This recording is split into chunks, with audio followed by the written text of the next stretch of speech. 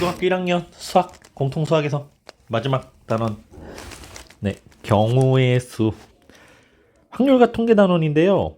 이게 예전에 확률과 통계에서 요 경우의 수 파트 순열 조합이라고 하는 요 파트가 빠져서 1학년으로 내려왔는데 나중에 이제 확률과 통계라는 과목을 선택해서 공부하는 친구들 같은 경우에는 이 앞부분이 빠졌기 때문에 여기서부터 또 다시 공부를 해줘야 돼요. 그래서 이왕 하는 거 좀 제대로 공부를 해놔야 나중에 3학년 때 확률과 통계라는 과목에서 헤매지 않을 수 있다. 자, 그럼 이제 경우의 수에 대해서 한번 보자. 조종 경우의 수. 자, 경우의 수에서 사용되는 용어, 기호, 이런 것들은 꼭 잘 알아둬야 됩니다. 자, 경우의 수. 사건이라고 그래. 사건이 뭐야? 뭔가 일어났다 이런 뜻이지. 그러니까 어떤 실험이나 관찰에 의하여 일어나는 결과, 이걸 사건이라고 그래. 그러니까 예를 들면 주사위를 한 개를 던졌어. 그럼 나올 수 있는 사건. 여기 보면 홀수의 눈이 나와 이런 식으로. 홀수의 눈이 나오는 것도 사건이야. 짝수의 눈이 나오는 것도 사건이야. 5보다 큰 수가 나오는 것도 사건이야. 이렇게 우리가 사건을 정해줄 수 있어요. 그래서 그냥 어떤 결과, 일어나는 결과를 표현하는 게 그냥 사건이라고 보면 된다. 그 사건이 일어날 수 있는 모든 경우의 가지수를 경우의 수라고 하더라. 중학교 2학년 때 살짝 한번 했었죠. 그래서 주사위 한 개를 던졌을 때 홀수의 눈이 나오는 경우의 수는 1, 3, 5, 세 가지다. 참고 경우의 수를 구할 때는 빠짐없이 중복되지 않도록 구해야 된다. 그럼 경우의 수를 구할 때 사용되는 법칙이 두 가지가 있네요. 합법칙과 곱법칙. 자, 이 두 가지 법칙이 있는데 합법칙이라는 건 두 사건 A와 B가 동시에 일어나지 않을 때 사건 A와 사건 B가 일어나는 경우의 수가 각각 M과 N이라고 할 때 사건 A 또는 사건 B가 일어나는 경우. 자, 여기서 중요한 단어는 또는이에요. 아래쪽에 참고 잠깐만 또 보고 올까? 또는 뭐뭐이거나, 자, 이런 거는 같이 벌어진다는 상황이 아닌 거지. 이런 거를 합의 법칙을 이용한다라고 해서 각각의 경우의 수 M과 N을 더해주면 되는데 약간 뭐랑 같아? 합집합 같지, 합집합? 합집합에서 사용됐던 용어들이잖아요. 뭐뭐 또는 뭐뭐이거나 이렇게 영어로 or 느낌이죠. 또는 그래서 예 오른쪽 그림과 같이 두 점 A, B 사이의 배편이 A, B, C 세 가지, 항공편이 P, Q 두 가지일 때 배편 또는 항공편을 이용하여 A에서 B 지점으로 가는 경우의 수는 세 가지랑 두 가지를 더해서 다섯 가지다. 그러니까 이런 거야. 동시에 탈 수가 없어. 우리가 배 중에 하나를 고르거나 항공편 중에 하나를 고르면, 예를 들어서 배 중에 하나를 고르게 되면 비행기를 타? 아니, 이렇게 가는데 뭐 다시 어떻게 비행기를 타? 그러니까 동시에 일어나지 않는다는 거예요. 이런 걸 합법칙이라고 하죠. 근데 곱법칙은요. 두 사건 A, B에 대하여 사건 A가 일어나는 경우의 수를 M, 사건 B가 일어나는 경우의 수를 N이라고 할 때 두 사건 A, B가 동시에 일어나는, 여기서 중요한 키워드는 또 동시에 일어나야 돼. 동시에. 그러니까 서로 영향을 주는 상황이에요. 그래서 이 동시에 일어난다는 건 참고, 자, 그리고 동시에 뭐뭐 하면서 이거 하면서 이것도 해, 이런 거. 이럴 때 잇따라 일어나는 거, 연속해서 일어나는 거죠. 네, 이럴 때는 곱법칙을 이용하는 거야. 그러니까 지금 여기서 보면 아까처럼 항공편 배로 가는 거 세 가지와 비행기 항공편으로 가는 거 두 가지가 있는데, 이 중에서는 선생님 저는 A라는 배를 타고 갈 거예요. 그럼 배만 타고 C까지 갈 수 있어요? 그건 아니지. 배 중에서 하나를 골라야 되고, 세 가지 비행기 중에 또 하나를 골라야 되고, 그래서 이 두 가지를 각각 모두 사용해야 되는, 동시에 사용해야 되는 이런 경우를 우리는 고배 법칙이라고 합니다. 자, 그 다음에 수영도 또는 순서쌍이라고 되어 있는데, 수영도가 이런 거예요. 뭐 A가 일어날 거야, 또는 B가 일어날 거야, 또는 C가 일어날 거야. 이게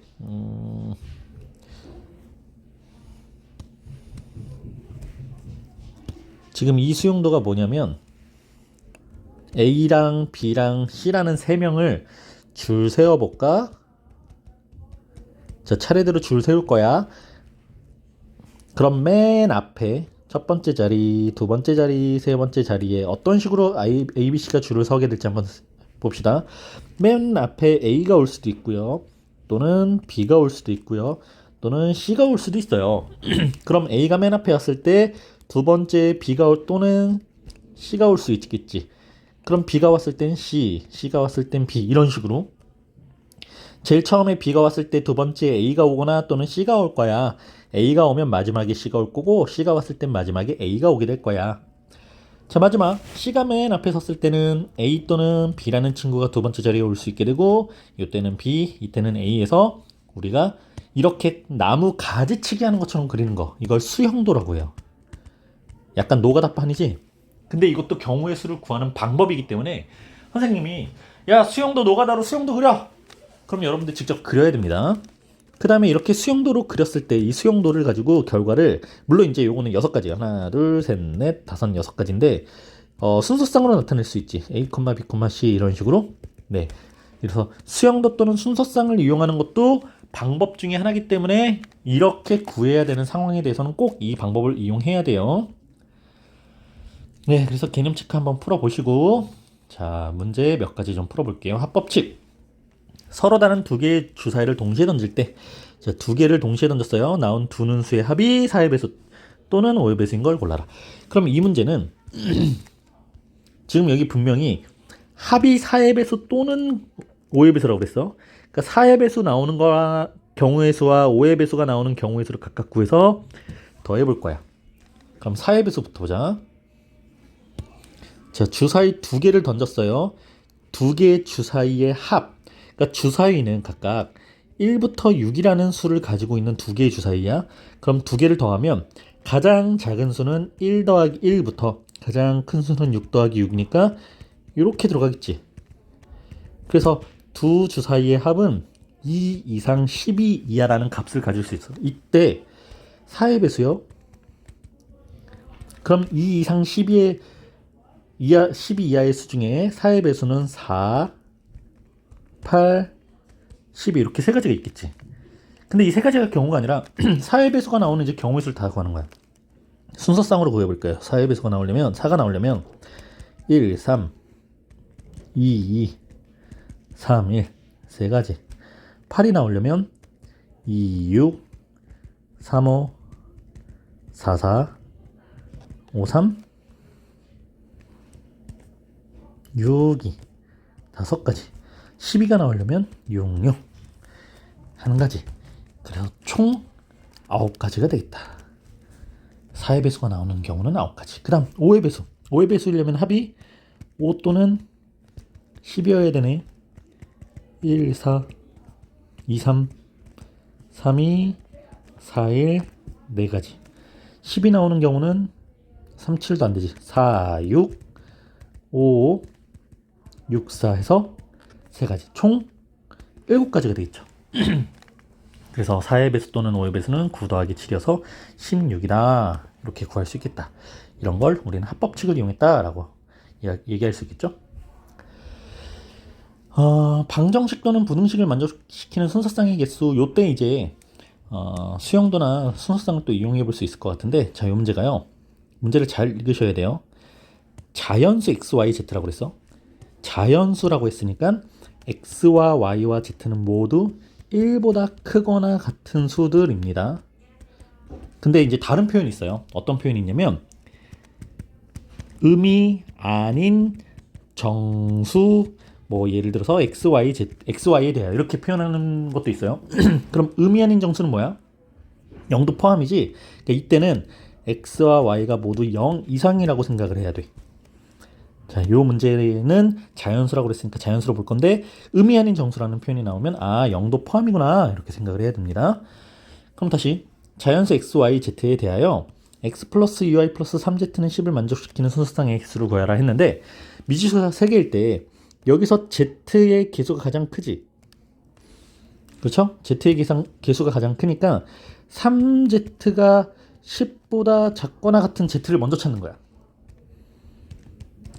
그럼 z는 3분의 10보다 작으니까 z가 될 수 있는 수들은 1 또는 2 또는 3 이렇게 되겠죠. 그래서 큰 수부터 한번 z에다가 넣어 볼 거야. z가 3일 때, 자, z가 3이라고 하면 이 수는 9가 되죠. 그럼 x 플러스 2y는 1이네. x 플러스 2y가 1이 되는 자연수 xy를 구할 수 있나요? 없어요. 땡. 그럼 두 번째, z가 2일 때, z가 2라면 x 플러스 2y는 z가 2니까 6이죠. 그럼 10에서 6을 빼면 4가 되겠지. x 플러스 2y가 4가 되는 거 뭐가 있어? 자, x가 2일 때, y가 1인 거 말고 자연수 범위에선 없죠. 네, 요거 한 가지밖에 없어요. 그럼 세 번째, 이번엔 z가 1일 때, 이번엔 z에다가 또 1을 넣어서 이때 x 플러스 2y는 9가 되겠네. 그럼 여기서 이제 x가 1이고 y가 4인 거. x가 2일 때는 y가 자연수가 아니니까 안 되고, x가 3일 때 y가 3, x가 5일 때 y가 2, x가 7일 때 y가 1 이렇게 해서 자연수가 4가지 나오겠다. 그럼 z가 1일 때 4가지, z가 2일 때 1가지, 그래서 총 5가지? 아니 뭐야, 3가지랑 4가지. 뭐야 선생님, 뭘 잘못했죠? z가 1일 때, 이게 9가 아니구나. z가 1이면 3이니까 7이네. 쏘리 이게 7이네요. 이게 7이어서 x가 1일 때 y는 3, x가 3일 때 y는 2, x가 5일 때 y는 1. 그래서 총 3가지가 되겠다. 자, 이렇게 푸는 방법이 있고요. 간단하게 표를 이용해서 보면 선생님이 즐겨하는 방법인데, x 플러스 2y 플러스 3z는 10에서 x랑 y에다가 숫자를 집어넣을 때 z에다가 넣을 수 있는 가장 큰 수부터 하나씩 집어넣어 보는 거야. 자, z가 3이야. 그럼 9가 되니까 여기 x, y의 자연수는 없다고 그랬지? 그럼 쭉 밑줄 다시 그어놓고, z가 이번엔 2일 때, z가 2면 x 플러스 2y가 4가 되는 걸 찾으면 되죠? 이때 y에 들어갈 수 있는 가장 큰 수는 1밖에 없었어. 그럼 x는 무조건 2여야 돼. 한 가지야. 끝. 자, z가 1일 때, 이때는 z가 1이면 x 플러스 2y는 7이 되는 거였지? 7. 자, z가 1일 때 보세요. 7이 될 수 있는 가장 큰 y가 3이야. 그럼 y가 3일 때 x는 1이지. 그럼 y의 개수가 하나씩 줄어드는 거야. 3개, 3, 2, 1. 끝. 이렇게 3가지야. 왜? z랑 y 수를 정해 놓으면 남은 수에 그냥 x를 넣어. 10이 더해서 10이 되는 x 값은 그냥 따라올 거 아니에요? 이렇게 가장 큰 수의 문자부터 뭔가 숫자를 집어넣어서 순서대로 규칙대로 찾아가는 연습. 네, 요 방법을 이용하면 조금 더 빠르게 풀 수 있어요. 마지막 이제 곱법칙. 오늘 요 영상은 곱법칙까지만 갈 겁니다. 곱의 법칙. 다음 다항식을 전개할 때 생기는 항의 개수를 구하여라. 이게 왜 곱법칙이냐면, a 더하기 b 더하기 c 항 몇 개 있어요? 3개. x 더하기 y는 항 2개. 근데 항이라는 건 분배 법칙을 이용해서 첫 번째 괄호식에 있는 항 3가지와 두 번째 괄호식에 있는 항 2가지를 적절하게 하나씩 곱해서 구해지지? 6개의 항이 생겨요. 두 번째, 여기서는 2개, 여기선 2개 곱하고, 여기는 3개, 여기는 2개 곱하고. 근데 어떤 항과 항을 더할 때 항의 개수가 곱해서 더 많았죠? 그건 아니야. 그러니까 여기는 똑같이 더해줘야 돼요. 4 플러스 6에서 총 10개의 항이 만들어지겠죠? 자, 이 개념을 선생님이 또 어떻게 또 표현할 수 있냐면, 이런 것들을 머릿속에 다 같이 좀 잡아줘야 되는데, 상자가 있어요. 이렇게 상자에 A라는 공 하나, B라는 공 하나, C라는 공 하나가 들어가 있어. 그리고 또 옆에 또 다른 상자에 X라는 공 하나와 Y라는 공 하나가 들어가 있는데, 우리는 분배 법칙을 이용한다는 게 A, B, C, 그러니까 첫 번째 상자에서 눈을 감고 공을 하나를 뽑을 거고, 두 번째 상자에서 눈을 감고 공을 하나를 뽑을 거야. 예를 들어서 여기서 C라는 공과 여기서 Y라는 공이 뽑혔어. 그러면 곱해서 CY라는 항이 만들어지겠지? 예, 요런 느낌도 좀 가지고 가야 됩니다. 그래서 첫 번째 상자에서 뽑을 수 있는 공의 개수가 3가지, 두 번째 상자에서 뽑을 수 있는 공의 개수는 2가지인데 두 가지가 동시에 사용이 되겠죠. 그래서 총 6가지다. 네, 이런 식으로 나타내 볼 수 있겠다.